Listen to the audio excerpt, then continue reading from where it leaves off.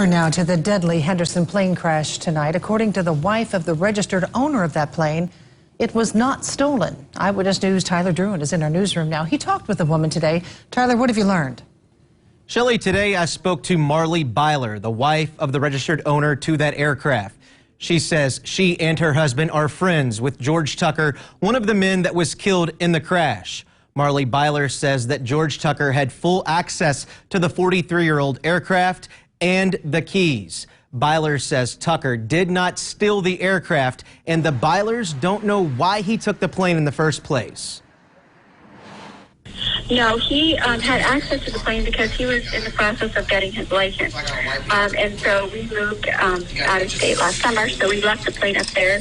He was a great friend of my husband, so my husband said he can use the plane to do his training in and all of that.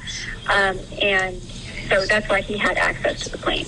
So the plane was not taken, but the flight was unauthorized. He did not have permission to fly it without an instructor.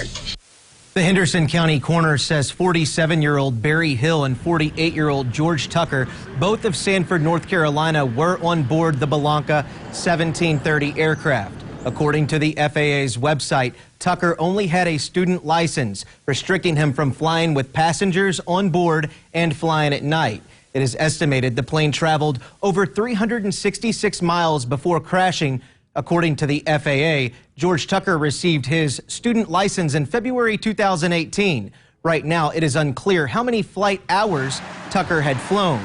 An autopsy was scheduled to be performed today at the state medical examiner's office in Madisonville on both Tucker and Hill.